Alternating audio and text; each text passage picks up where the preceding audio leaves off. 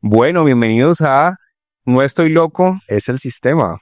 Estamos aquí después de una semana rara. Hace una semana Estados Unidos hizo la extracción de Nicolás Maduro de Venezuela y han pasado un montón de cosas. Y para comenzar vamos a hacer como un resumen chiquitico, como lo que pasó en el capítulo anterior, para que podamos conversar. ¿Cómo estás? Bien, pues en el capítulo anterior, Estados Unidos hace una extracción de un presidente en ejercicio en Latinoamérica. Se llevan a Nicolás Maduro a territorio estadounidense. Hay una transición de régimen que nos preguntábamos, ¿no? En el capítulo anterior, esto cómo iba a terminar calando. Íbamos a tener una transición democrática, iba a seguir el chavismo en el poder, íbamos a tener un poquito de caos, rebeliones internas. Al sol de hoy, pareciera que el chavismo se ha logrado consolidar a través de Delcy Rodríguez y eso ha sido funcional para los intereses norteamericanos. Y creo que podemos hablar de eso un poquito más adelante. Sí, súper alineado con vos. En los mensajes de Estados Unidos de Trump y de Marco Rubio sobre la transición democrática en Venezuela han sido disímiles, intermitentes. Unos comentarios que hizo en una entrevista de Donald Trump, lo que dijo fue algo así como puede durar meses, años, días. Es como que, como lo estás diciendo, en función de que sus intereses con el petróleo se cumplan. De claro, eso implica unas preguntas que las vamos abriendo y que con el tiempo las vamos a saber y es, hombre, pues Trump va a ser presidente por 4 años, ya lleva uno, o sea que creería yo eso no puede pasar de los 3 años, porque no necesariamente el próximo presidente de los Estados Unidos va a compartir la misma visión. Y tiene como otras aristas, ¿no? El Congreso estadounidense le ha puesto límites a las acciones militares que pueda llevar en Venezuela, un poco en forma de protesta por él haber hecho estas acciones de forma unilateral. Y es como el Congreso diciendo, nosotros seguimos siendo una rama del poder que tiene que ser consultada para ese tipo de acciones de guerra y usted, señor, se las está saltando. Entonces, lo que hablábamos también de los mecanismos internos legales que se están obviando en Estados Unidos y que tiene un montón de ramificaciones extra, ¿no? Estados Unidos está en este momento en una crisis de institucionalidad fuerte que sería interesante abordar un poco más adelante. Sí, y eso que estás diciendo me parece muy importante porque creo que nos deja como un mensaje para el resto del mundo, del planeta. Se supone que la gran democracia que todos seguimos y miramos en los Estados Unidos y se supone ese gran ejemplo se está cayendo a pedazos porque el presidente de Estados Unidos, como lo dijo en otra entrevista en estos días, como único límite que tiene es su propia moralidad. No las relaciones internacionales, no el derecho internacional, no los organismos multilaterales, sino su propia conciencia. Entonces eso es tan ambiguo como el infinito, y eso entonces le daría cabida a que otro presidente entonces se le ocurra hacer algo similar. Sí, correcto. También creo que geopolíticamente han tenido bastantes sacudidas. Yo siento que vemos a un México bastante preocupado por lo que está sucediendo Sí. en el hemisferio. Saludes, Claudia. Un México bastante preocupado porque, claro, ellos son los vecinos inmediatos, son los socios principales de Estados Unidos económicamente hablando, pero en términos políticos y de coyuntura política son uno de los que más llevan del bulto, ¿no? Tema de migración, tema de drogas, particularmente fentanilo, que sí entra a través de México, y viendo que las declaraciones de Trump son bastante peligrosas. Hay una marea interna en este momento de cómo comportarse frente al gran hegemón del norte. Sí, sabemos que el gobierno de México, la presidenta, su equipo diplomático está bastante preocupado porque, por un lado, Claudia es una persona de izquierda que emitió un comunicado conjunto con Colombia y con España, rechazando lo que pasó, y con Chile, rechazando lo que pasó en Venezuela por la entrada de Estados Unidos, al tiempo que, como tú explicas, es la principal socia comercial, México es el principal socio comercial. Entonces, Trump, ya sabemos, estuvo un poquito incómodo con que Claudia Sheinbaum haya firmado esa declaración y eso lo pone en aprietos, pero esto no es un programa sobre México, porque lo estamos mencionando, porque México, siendo quizás el país de habla hispana latinoamericano más importante que hay, todo lo que pase con México, digamos, podría ser una plantilla que nos podría ayudar a analizar lo que le puede pasar al resto de países en la relación con Estados Unidos.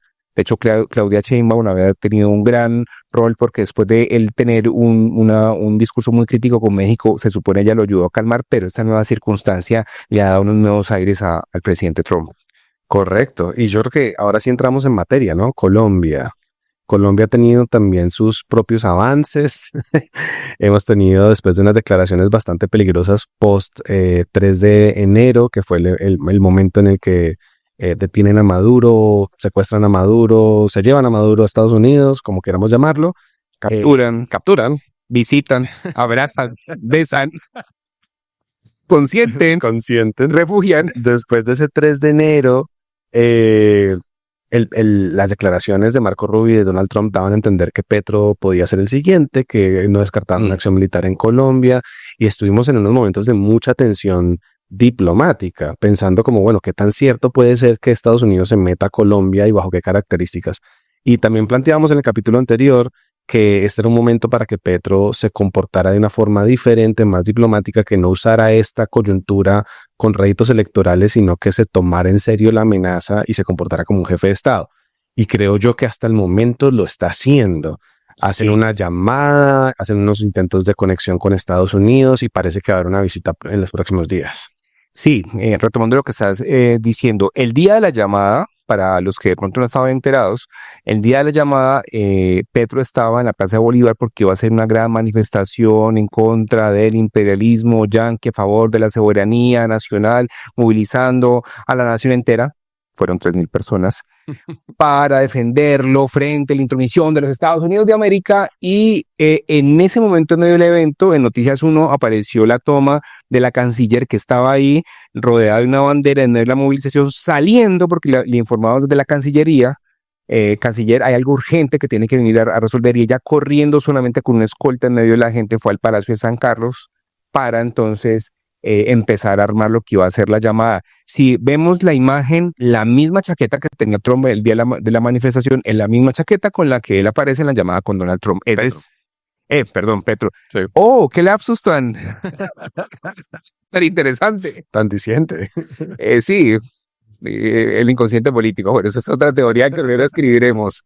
Es de la misma chaqueta, entonces todo fue súper interesante porque no fue una jugada muy calculada, y el mismo Petro dice, yo iba a dar otro discurso. Entonces es súper interesante porque fue como en pocos segundos, literalmente pudo haber cambiado la historia del país. Yo creo que sí, creo que son esos momentos coyunturales que marcan la diferencia. Puede pasar cualquier cosa, ¿no? O sea, de aquí a que Petro vaya a Estados Unidos la primera semana de febrero, parece que van a tener una reunión en la Casa Blanca. No sabemos qué pueda pasar. Estamos a un tweet de distancia de otra vez caos, pero de momento parece que toda la relación binacional se está enfocando en encontrar consensos, en encontrar una manera de pasar esta tensión diplomática. Tenemos una visita del ministro de Defensa de Colombia a Estados Unidos en los próximos días, de forma de antesala para la visita del presidente Petro. Y esa reunión en la Casa Blanca creo que puede salir de muchas maneras. Estamos hablando por fuera de cámaras de los diferentes escenarios. Entonces, ¿cuáles son los escenarios que ves? Bueno, hay dos escenarios extremos que los vamos a dibujar, y creo que dentro de esos escenarios podemos inventar nosotros, y es, por un lado, podría salir como esa famosa reunión de Zelensky y Trump, donde más o menos Trump y el vicepresidente Vance le dijo a Zelensky, vea señor, usted por qué viene aquí a nuestra casa a ofendernos, a reclamarnos, no sé qué, pues le faltó sacar cuchillo, machete, salió muy mal, y yo nunca en mi vida había visto a un presidente de Estados Unidos en público con cámaras en la Casa Blanca alzándole la voz y alegando con un presidente de otra nación, más en una situación tan especial como la de Ucrania. Eso fue una imagen impresionante. Entonces, ese es un escenario. Que de ahí salgan tildándose de narcotraficantes, imperialistas, en fin, ese es un escenario horrible. El otro escenario es la foto que vimos al final de la reunión del alcalde electo hoy en ejercicio de Nueva York, Mandami, con Donald Trump, donde se dieron así abracitos, besos, sonrisas. Sí, como comentarios pícaros, ¿no? Entre ellos. Sí, entonces por ahí vi un como columnista estadounidense, no recuerdo el nombre, que decía algo muy interesante. Decía, quizás le puede ir muy bien porque son muy parecidos. Wow. Ese es interesante, ese análisis. Son muy parecidos. Son muy parecidos. Aunque, bueno, no sé, es que a mí me cuesta mucho poder dar como un panorama, ¿no? Muy predictivo de lo que pueda pasar en esa reunión. Eh, Siento que al ser tan parecidos también ambos van a querer apoderarse del momento, del momento de la foto, el momento público, para poder hacer sus enunciados. Yo no veo a un Petro siendo sumiso de un comentario muy directo y muy fuerte de Donald Trump, más ahorita en periodo de elecciones en el que no se quiere ver débil. Y viceversa. Trump nunca se va a ver débil frente a un presidente de un país de quinta, entre comillas, como lo es Colombia.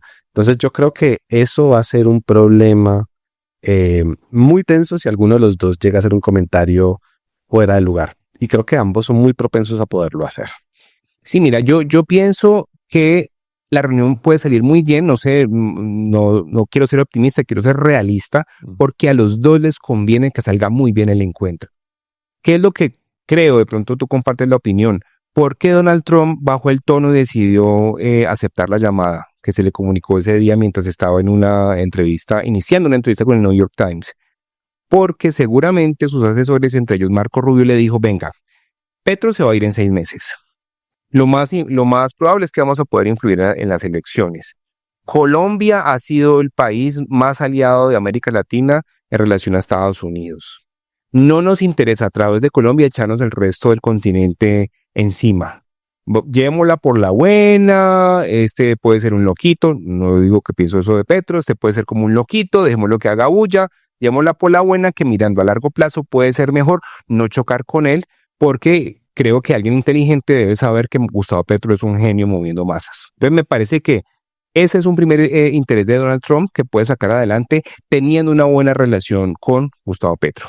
Por otro lado, aunque es cierto que a Gustavo Petro le conviene la controversia antiimperialista, porque tiene que ver con el corazón, la fibra de su público, al tiempo es verdad que le interesa mostrar al final de su periodo, que se va a cumplir en 7 meses, le interesa mostrar estabilidad, resultados, golpes de seguridad, mostrar que no está del lado del régimen, mostrar que no es chavista, madurista, pero al tiempo mostrar buenos resultados sociales. Entonces, en ese marco, me parece que le queda mejor el traje de ser un estadista, porque aunque él ya está terminando su periodo, eso es lo que él le va a transmitir a Iván Cepeda.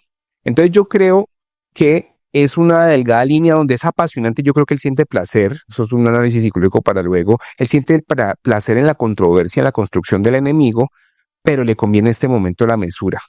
Y a los dos les conviene, porque en el caso de Petro quiere dejar sucesor y porque en el caso de Trump tiene todavía un gran periodo, 3 años por sacar adelante y tiene un proyecto enorme en Venezuela para lo cual necesita a Colombia como aliado. Sí, estoy de acuerdo con esa lectura. Más ahora que el proyecto Venezuela como que se ha enfrentado con tantos retos, ¿no?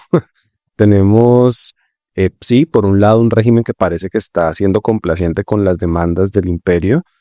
Han soltado algunos presos políticos, han anunciado que están, digamos, a favor del diálogo y la buena relación con Estados Unidos, lo cual da a entender que de pronto pueden estar de acuerdo o pueden llegar a unos acuerdos en términos comerciales alrededor del petróleo, pero ha recibido 2 golpes muy importantes. Por un lado, lo que mencionábamos de la imposibilidad de llevar a cabo acciones militares sin aprobación del Congreso de Estados Unidos, pero por el otro lado, unas reuniones con las grandes petroleras de Estados Unidos en las que le dicen no vemos condiciones jurídicas viables para hacer inversiones a gran escala en Venezuela.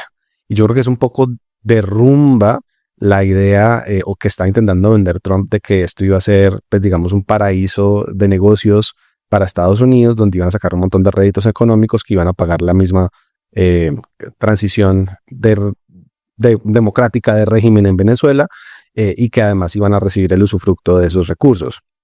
Pero que no es tan claro en este momento pues en parte se debe a que las empresas no están viendo claro cuál es la estrategia de seguridad a largo plazo. De hecho, sobre lo que decís hay muchos ejemplos, voy a traer solamente uno. Uno de esas personas que se pronunció en contra fue el presidente de Exxon, el CEO. CEO, donde él decía, miren, en 2 ocasiones, el gobierno de Venezuela confiscó nuestros bienes.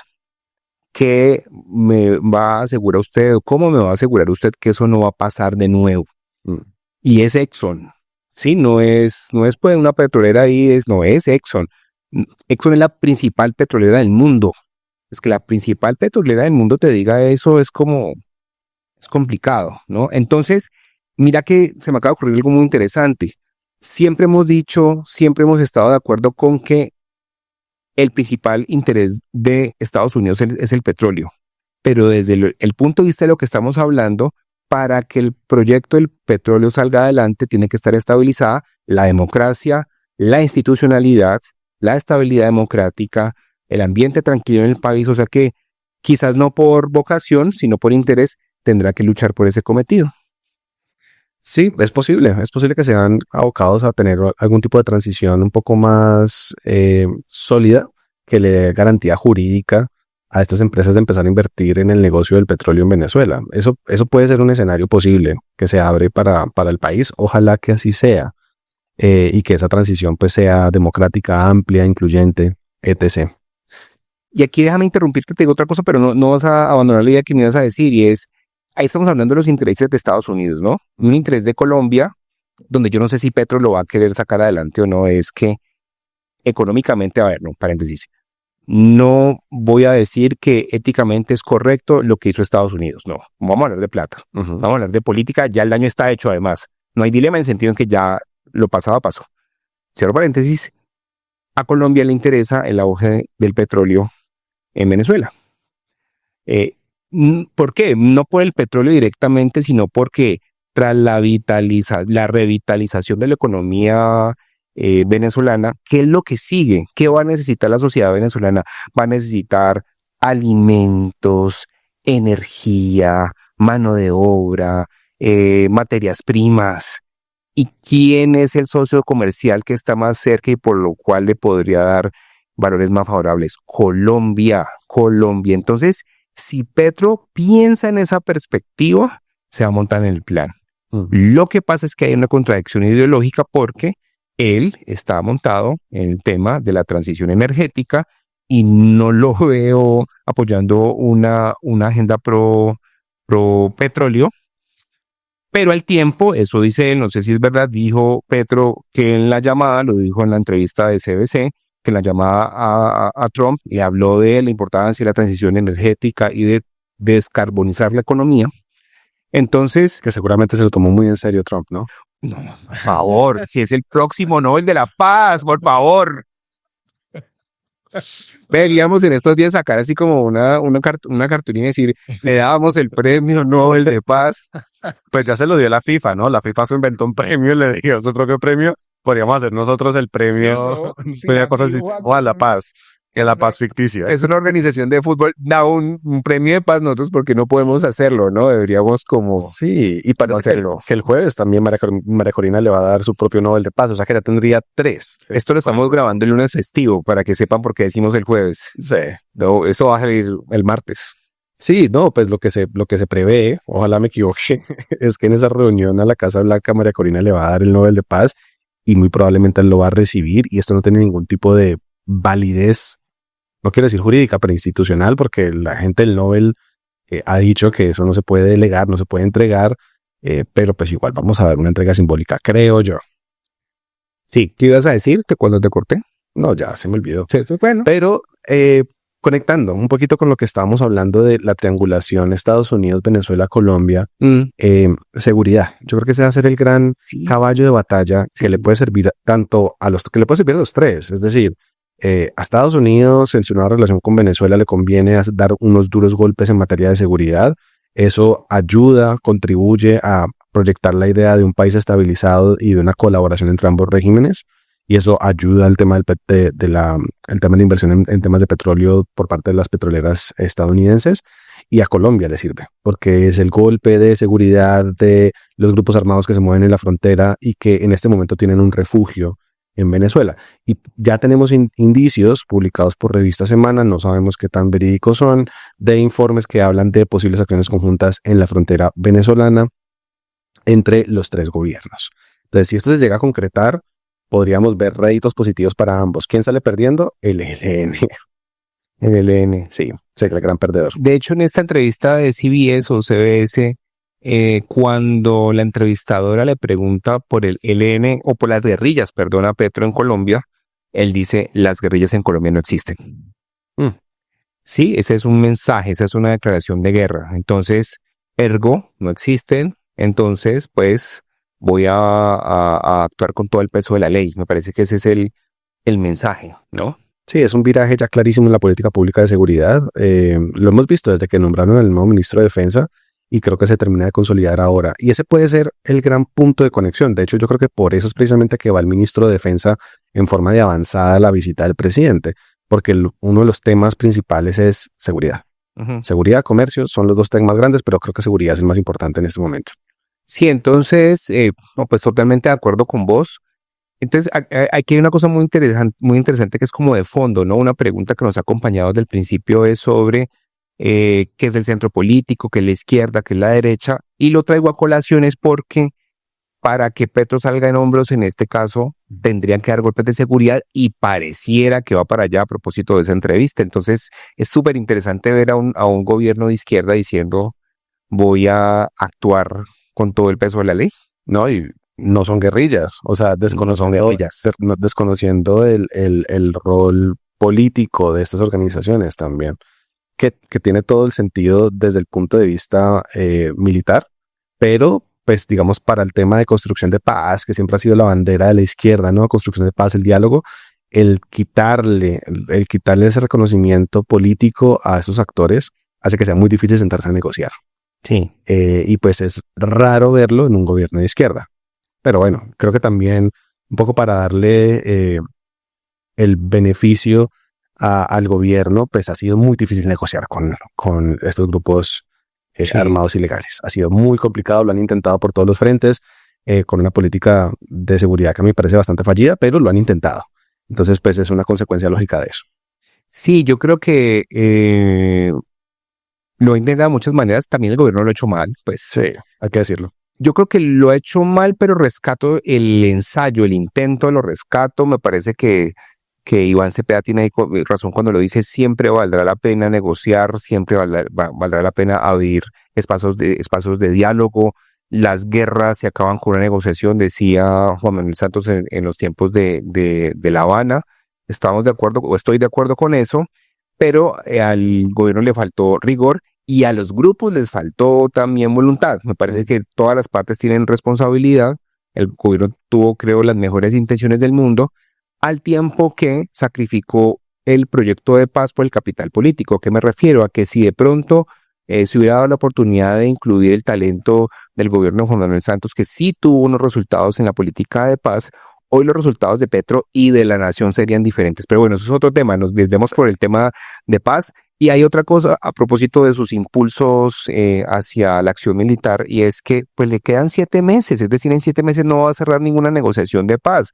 Es decir, ya lo que tiene que hacer es quizás restarle poderío a los grupos para darle, según Petro, digamos, unas mejores condiciones de negociación a Iván Cepeda como presidente, que es lo que se supone quiere Gustavo Petro. Bueno, pues yo creo que podemos hablar un poquito de elecciones, ¿no? ¿Cómo está el panorama electoral después de este tiempo? Entonces, ¿cómo está? Estuvo un poquito apagado, ¿no? Pues por el cambio de año. De hecho, uno de los movimientos que estamos esperando y que hablamos aquí es la entrada de Juan Carlos Pinzón a la Gran Consulta por Colombia. Y lo que tengo entendido es que el equipo, los asesores decían, vengan, no es el momento. Es decir, la gente está pensando en el año viejo, en quemar a Petro en la cuadra, en la esquina, los voladores, esas cosas, ¿no? Estaba pendiente de eso, no de la política. Sí. Y ya esta semana anterior se consolidó, se formalizó la entrada de Juan Carlos Pinzón a la Gran Consulta por Colombia. Entonces me parece que esa es una primera noticia de elecciones.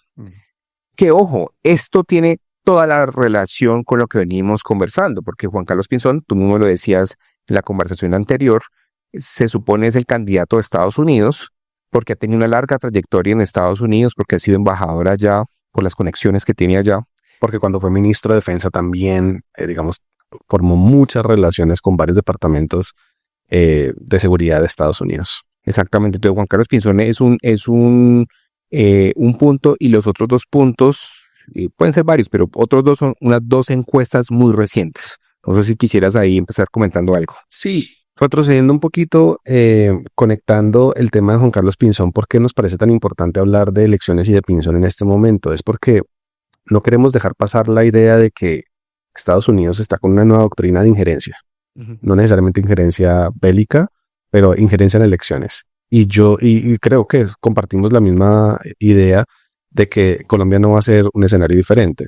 Es decir, pueden haber relaciones más o menos decentes con el gobierno Petro, pero lo que sí vamos a ver es una injerencia en las elecciones, eventualmente.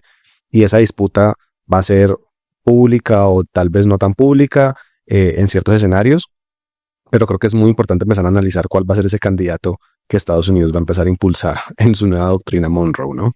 Hay un punto muy interesante para analizar, y es que se lo escuchaba ayer o hoy a Sandra Borda de la Universidad de los Andes en una conversación que le planteaba Alejandro Gaviria en el canal de Cambio, y es que la política exterior en Colombia tenía un acuerdo que trascendía los gobiernos, que era todo bien con Estados Unidos, por la buena, vamos en la buena, es decir, la crisis que hubo con Samper y la desertificación había quedado atrás, y todos los gobiernos estaban alineados como en lo mismo, ¿no? Entonces, por un lado hay una ruptura en este gobierno donde se sale del guión, ni no decimos que sea bueno o malo, simplemente es un objeto de análisis, se sale del guión a propósito de toda esta arenga antiimperialista, al tiempo que hay un presidente de Estados Unidos que quiere hacer esta injerencia. Entonces es como los dos ingredientes de un sancocho, que es una cosa muy rara, ¿no? Es decir, yo creo que hace 4 años no nos hubiéramos imaginado estar hablando de esto que estamos hablando, de la relación Colombia-Estados Unidos, y que la relación va a ser un tema de campaña. Va a ser un tema de campaña grande. Entonces, tenemos 2 nuevas encuestas. Sí. Sale una el 29 de diciembre y sale la otra hace 2 días. Sí, Ya tengo acá. hace 3 días Sí. aproximadamente. Sí. 2 encuestas muy diferentes en sus resultados. Una favorece completamente a la izquierda y otra favorece completamente a la derecha. Sí. Ambas han sido criticadas ampliamente por no cumplir la metodología, los requisitos mínimos de las nuevas legislaciones de encuestas en Colombia. Ambas probablemente saldrán cuestionadas y con procesos administrativos.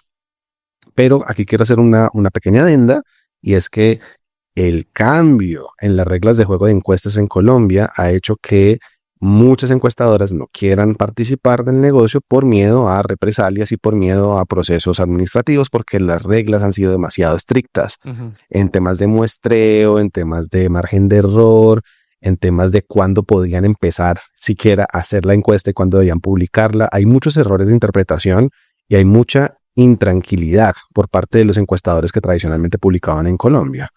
Y tan es así que parece ser que las encuestas de noviembre, la de Cifras y Conceptos y la de Inbamer, que han sido las que más hemos discutido, pues los que les gustan el tema de las elecciones, también han tenido sus propios cuestionamientos en el marco de esta ley general. Dicho eso, estas 2 nuevas, ¿no? La de William Arce y la de Arce, Acero. Sí, William Arce. William. La de Don Luis. William. La de Don William y la de Atlas Intel. Han sido más fuertemente cuestionadas. Una, Atlas Intel, porque hace toda su recolección de encuestas a través de Internet, lo cual, pues, digamos que vulnera una de las ideas detrás de la nueva legislación de encuestas, y era que tener mayor representatividad de todas las zonas de Colombia y no solamente de las grandes ciudades donde hay mayor conectividad.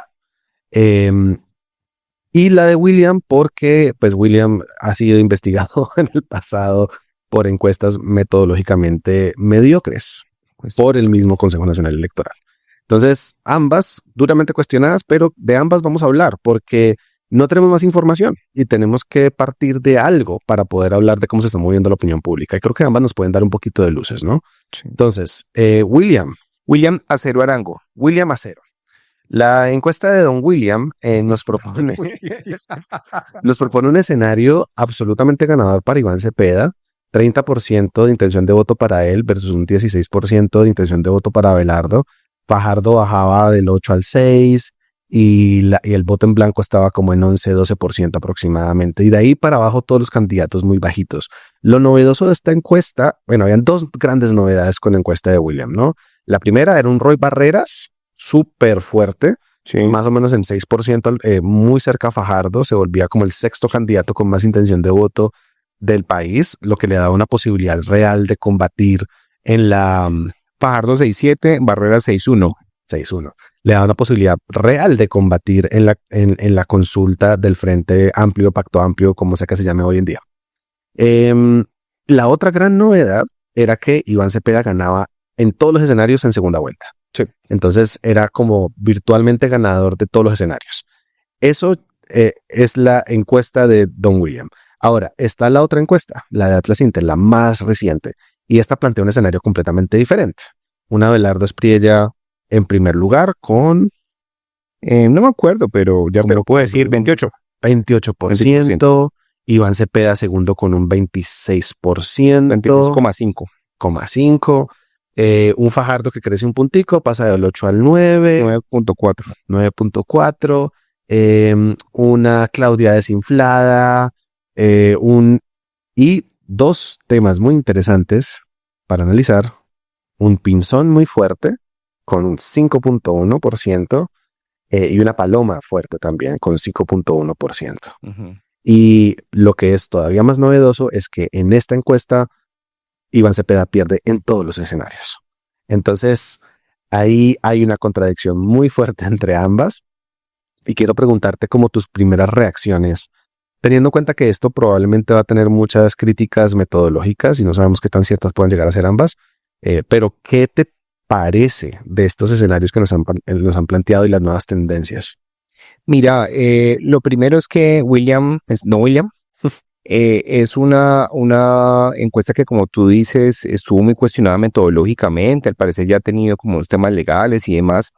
Y en el caso de Atlas Intel hay un problema, y es que, pues primero sabemos que es reconocida, que le ha pegado a varias elecciones, no a todas. En Ecuador se equivocó, en Lula dijo que iba a ganar, pero no con la diferencia que ganó, es decir, eso también es importante. Y además de que no cumple con los requisitos legales de la nueva ley de encuestas, está articulada con un medio que le ha hecho propaganda a la derecha. Punto. ¿Sí? Sí. ¿Y por qué ha hecho propaganda a la derecha? Esto no es una opinión, creemos pues que es así, porque Vicky Dávila fue su directora, Vicky Dávila usó de tribuna la revista para poder criticar al gobierno. Vicky Dávila, ya habiendo renunciado a la revista, es tapa de la revista para despedirse de la revista. Para mí ese es como el striptease que hace la revista diciendo estamos aquí para eso. Luego, cuando se empieza a desinflar, entonces empieza a salir Abelardo y, oh sorpresa, hoy tenemos una encuesta donde Abelardo gana siempre. Entonces, obviamente les doy el beneficio de la duda, pues porque Atlas Intel se supone es una empresa seria, sí, que no tiene unos intereses particulares acá, pero me parece sospechoso. De todas maneras, no seamos tan paranoicos y veamos los datos tal cual. Sí. Veamos los datos tal cual. Y la primera reacción que me genera es que no vería por qué, a propósito de la de Inbamer, que es la que ha sido más predictiva en Colombia, no veo con respecto a la de Inbamer cómo ha crecido Abelardo tanto de hace un mes a hoy, que fue, digamos, el penúltimo video donde estuvimos comentando esto. Es decir, a mí no me suena ni por qué Abelardo está tan inflado, ni por qué Fajardo, que es el que sigue, está tan desinflado. A mí esos datos no me cuadran.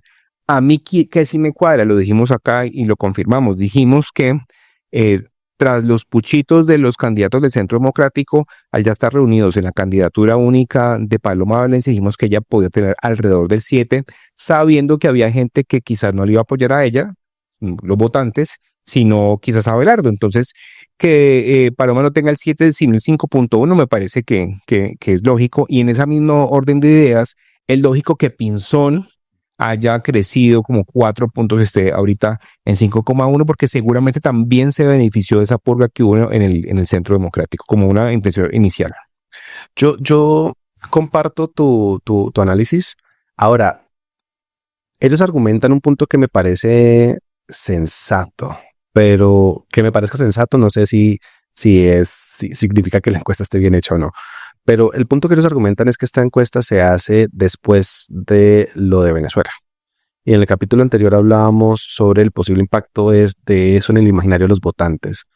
Yo sí veo de pronto una relación lógica entre la inflada de Abelardo y la desinflada de Cepeda. Si en la mente del votante hay miedo de que en Colombia se pueda repetir el escenario de Venezuela. Entonces yo ahí sí vendría una conexión lógica. No quiero decir que la encuesta esté bien hecha porque tengo mis serias dudas, pero sí veo una conexión lógica entre ambos y podría tener sentido. Me gustaría tener más encuestas que demostraran lo mismo. Lastimosamente no lo tenemos. Ojalá las tengamos pronto.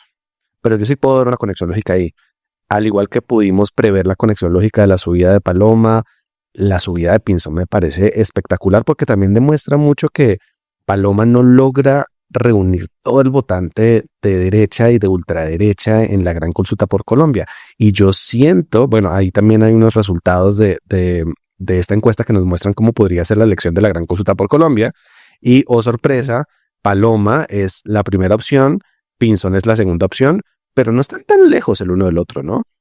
Sí, quería, antes de referirme a eso, hacer un comentario de algo que dijiste antes, y es que quizás por medio el votante está diciendo, no, espérate, suave, no vamos a pelear con Estados Unidos, todo bien, somos amiguis, quiero a Mickey Mouse. Sí. Y de hecho, por eso entonces ver que va a subir o está subiendo Pinzón y Abelardo. ¿Y qué comentario quiero hacer ahí? Recordar, dijiste la palabra miedo, recordar que en política, en el sentido de las emociones, pesan más el miedo y la rabia que el deseo y la esperanza.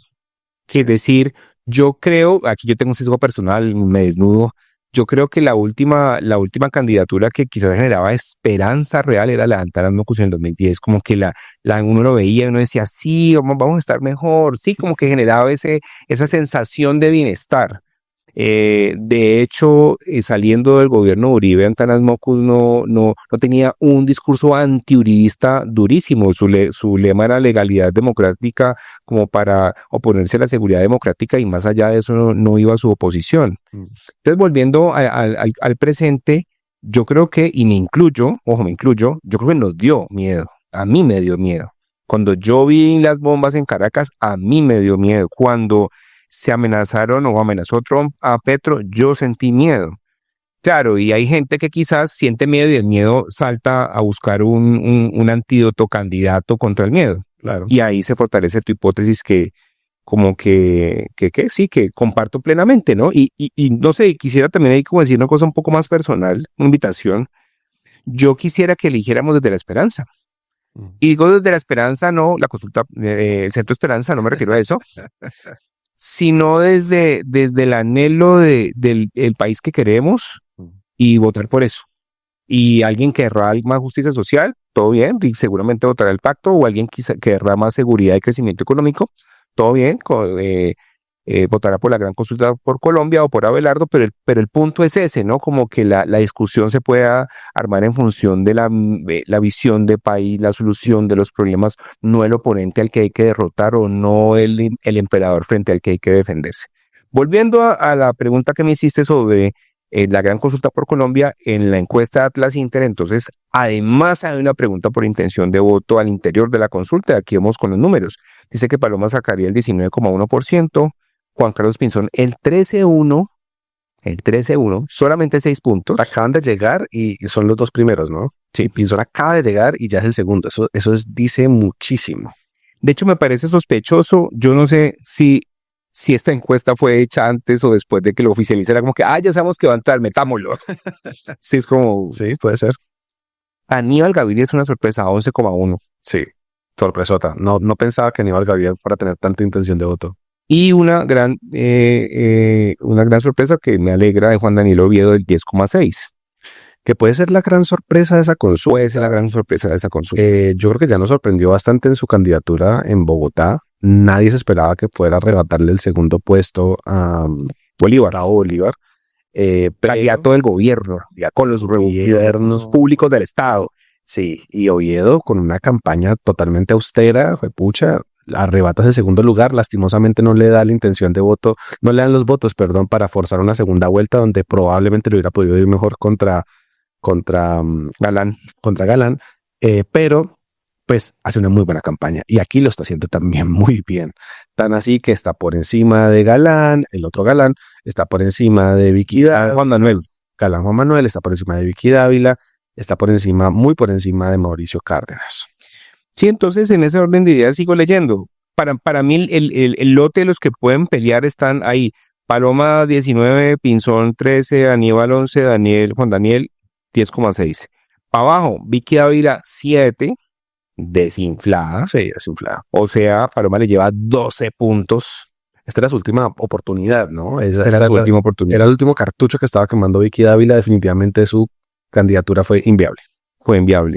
Y es un objeto de estudio. Para mí me gusta pensar estas bobadas y es, hombre, una campaña no se puede empezar con tanto tiempo de anticipación.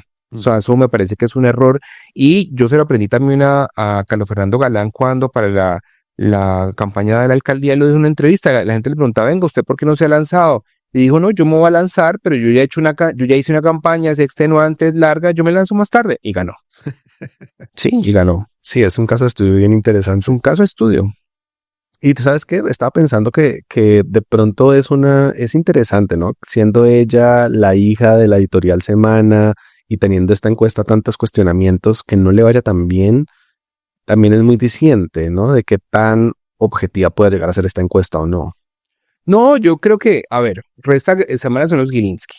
Uh-huh. Uy, eso no tenía planeado decirlo, pero digámoslo. La revista Semana es de que los compró los Gilinski. Gilinski ha sido un panfleto, es decir, ha sido una herramienta a través del cual Gilinski forzó la OPA, acuérdate, con la cual arrebató un pedazo de Sura, de Nutresa, ¿sí? Es decir, es claro desde los dueños cuando le compraron la otra mitad al dueño original.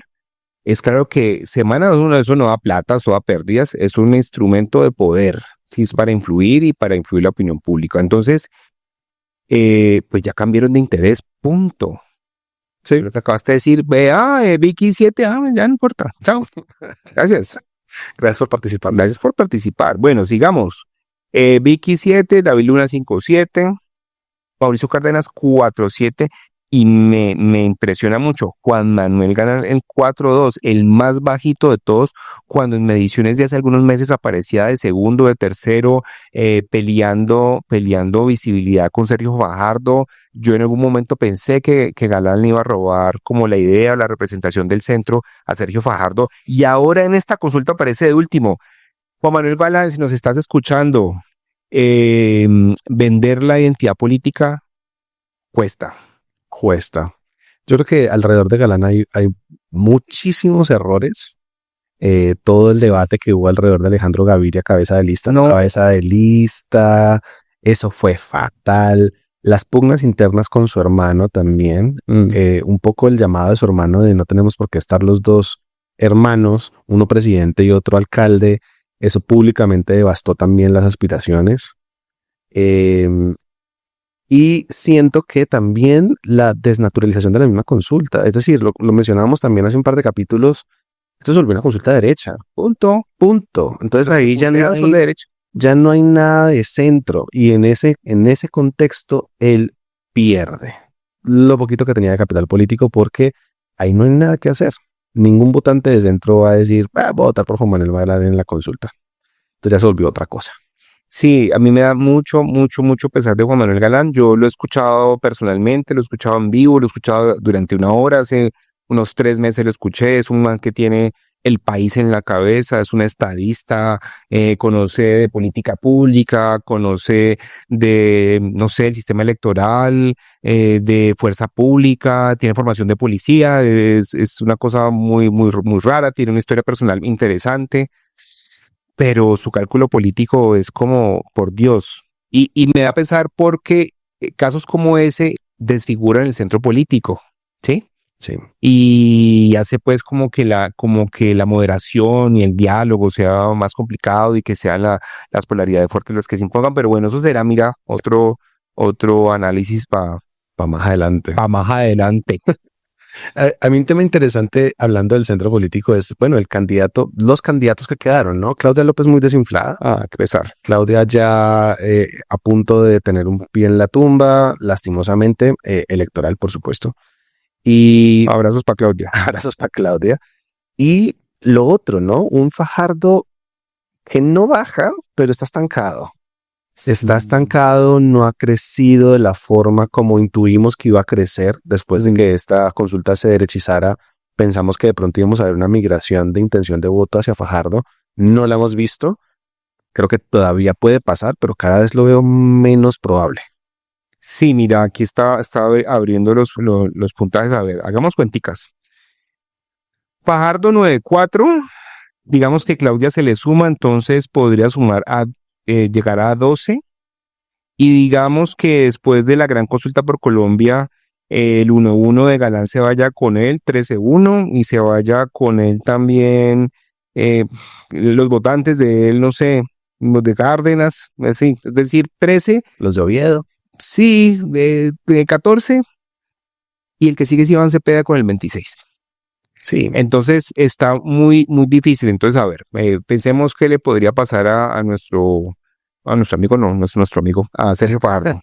Le podría pasar, como dijimos la vez pasada, que al estar dividido el voto de la derecha, él ahí tenga una oportunidad diciendo, vea, Paloma ganó acá o Pinzón, no importa, aquí está Belardo, yo sí soy el centro. Los que están allá, nada, vendieron el centro. Yo sí soy el centro.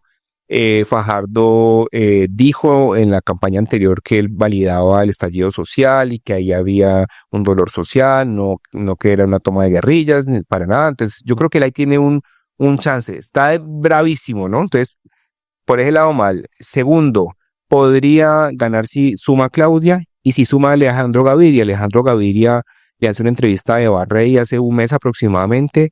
Y Eva le preguntó que si lo estaban buscando Fajardo, si había hablado con Fajardo y dijo, yo he hablado con gente de Fajardo que me está buscando para que me suma a la campaña de él, y después de eso no dijo que lo rechazó. Entonces yo no sé si él se va a sumar o ya está, pero en términos de planeación de comunicación están pensando que Alejandro Gaviria se sume después como para dar un golpe de opinión. Ni modo, pues, no sé si así será. El caso es que tiene que empezar a dar golpes de opinión y está complicado. Está muy complicado. Está muy complicado porque es que además es una campaña que sigue sin emocionar. Es decir, ha intentado hacer nuevos cambios y ha tenido como un par de cositas virales como de lo de los huevos de Fajardo, pero más allá de eso es una candidatura que no emociona, y en este momento ir solo contra una consulta que creemos va a estar muy inflada de votos. El ganador de la consulta va a tener un montón de votos y eso pesa en la opinión pública. Y además con otros dos candidatos, el supercandidato de la izquierda que está súper fuerte desde hace rato y el supercandidato de la derecha que ahí se está moviendo todavía y llevando toda la intención de voto incluso por encima de la consulta. Y luego está Fajardo, que no emociona y que no se ha logrado generar una campaña que sea atractiva para la opinión pública. Yo no veo un margen de crecimiento muy próximo, al menos que suceda algo extraordinario. Y además hagamos cruces. A ver, el último Fajardo que estuvo a punto de ganar fue el Fajardo del 2018, que estábamos en la era post-santista, es decir, estábamos hace 2 años habiendo firmado el acuerdo de paz. El acuerdo de paz estaba al interior de la agenda pública. El apoyo o la oposición al acuerdo de paz, él siempre dijo que estaba a favor del acuerdo de paz, pero al tiempo era una mirada refrescante al pensar pues que no iba a ser un tipo corrupto o de clientelismos como Juan Manuel Santos, y ahí había como, digámoslo, un momento para eso, para que un Sergio Fajardo llegara e implementara el acuerdo de paz y que calmara las aguas y que bajara la polarización entre Santos y Uribe. Entonces me parece que mucho del auge que tuvo Fajardo tiene que ver con esa coyuntura. Hoy es otra. Colombia del estallido social cambió, la gente de causas más populares se ha identificado con unos nuevos líderes políticos cuando esa identificación hace 10 años no existía, hace 6, 7 años no existía. las relaciones con Estados Unidos son diferentes, hay dolores distintos, está el tema del sistema de salud, está el tema de la seguridad, de la paz total. Entonces, seguridad. Yo creo que en el imaginario colectivo la gente dice, uy, tenemos un problema de seguridad, llama a Fajardo. Entonces también es la coyuntura, ¿no? Entonces yo, digámoslo, hablando bien de él, digamos que está haciendo un gran esfuerzo, lo está haciendo mejor y de pronto lo está haciendo mejor, pero la coyuntura es otra. La coyuntura es otra y pues nada, ya los temas de Colombia, los dolores, las sensibilidades y más que los dolores, yo creo que los dolores son los mismos. Lo que ha cambiado es la forma en la que significamos nuestros dolores. Son las causas que le hemos atribuido a esos dolores. Son los causantes o los culpables que le atribuimos a esos dolores. Entonces es en función de eso que estamos viendo los candidatos. Sí, y yo también diría que también cambió la forma de hacer política. Esto es global, las redes, la IA, la IA, o sea, esto es algo que estamos viendo en todas partes, lo vimos en Argentina, lo vimos en Estados Unidos, lo acabamos de ver en Chile, lo estamos viendo en Colombia, ya lo hemos visto en Colombia en el 2022, pero lo estamos viendo con mayor fuerza ahora, lo estamos viendo en Europa, es decir, la forma de hacer política cambió. Y es muy difícil para un candidato moderado, que posa de tranquilo, poder combatir con el poder de las redes y la combatividad de los candidatos más polarizantes. Es muy difícil.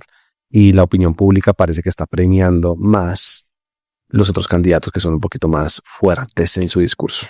Mira que acercándonos al final porque nos volábamos, así estamos así todos emocionados. Mira que yo he estado pensando eso bastante, ¿no? Y yo creo que ser de centro y ser moderado no tiene que significar no emocionar. No le está yendo bien, pero pensemos en un tipo como Murillo. Yo veo Murillo un tipo de centro. Tipo de centro, como Fajardo formado académicamente, hizo llave con Fajardo en las elecciones pasadas, se mojó, tomó una decisión arriesgada, se sumó al gobierno de Petro, ¿sí? Creo que lo hizo bien como canciller. Yo creo que Murillo... Y como ex canciller salvó las relaciones diplomáticas el año pasado. Exactamente. Eso es una... Recorderis después del evento de los aviones y que tuvimos esa gran crisis diplomática con Estados Unidos. Que Petro estaba devolviendo a los migrantes colombianos que el gobierno de Estados Unidos mandó encadenados en los aviones. Murillo, siendo ex canciller, junto con Laura Sarabia, movieron las relaciones diplomáticas con Estados Unidos para poder matizar un poco la tensión, que recordemos estábamos en pleno apogeo de las tarifas, ¿no? De las tariffs a las exportaciones, los aranceles con las importaciones de Estados Unidos. Fue la agenda de Murillo, la agenda de las versiones más, de los integrantes más moderados del gobierno Petro, los que lograron salvar esa relación.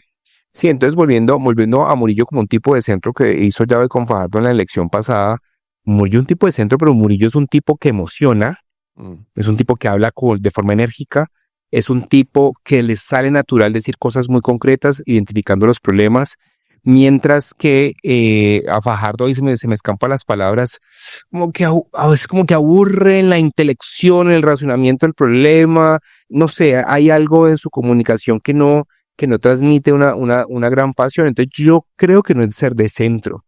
Es un centro, no sé, izquierda o centro derecha o liberal socialdemócrata. Puede ser un torcido, pero digamos, Roy Barreras. Roy Barreras es un tipo de centro, ¿sí? Es un tipo de centro. Es un tipo que habla claro. Dice, voy a hacer esto, voy a hacer lo otro, estoy de acuerdo con esto, estoy de acuerdo con lo otro. Me parece que el mismo Juan Daniel Oviedo emociona más que Fajardo. La verdad, sí. Uno escucha incluso a Mauricio Cárdenas. No, y ¿por qué le estamos gastando tiempo a esto? Es para pensar un tema que me parece muy bonito, muy lindo, es la comunicación política, ¿no? Sí. Cuando estamos hablando de los miedos que mueven las elecciones, el miedo a la rabia, eso es comunicación política, ¿no? Y la comunicación política no solamente tiene que ver con las elecciones, sino con nuestra comunicación cotidiana. Entonces, incluso para ser de centro, incluso para tener posiciones intermedias, hay que hablar fuerte, hay que hacer diagnósticos. Y ojo, si Fajardo estuviera escuchando esto, si me estaba escuchando, dirías, ay, pero yo presenté el plan Guardián. Sí, una cosa, mira, mis amigos comunicadores me lo enseñaron. Una cosa es informar, otra cosa es comunicar. Una cosa es mostrar el dato, otra cosa es hacerte sentir el dato. Sí. Eso es. Uf, me encanta ese cierre. Muy bien. Hay que saber comunicar, amigos. Por eso No estoy loco. es el tema. Chao.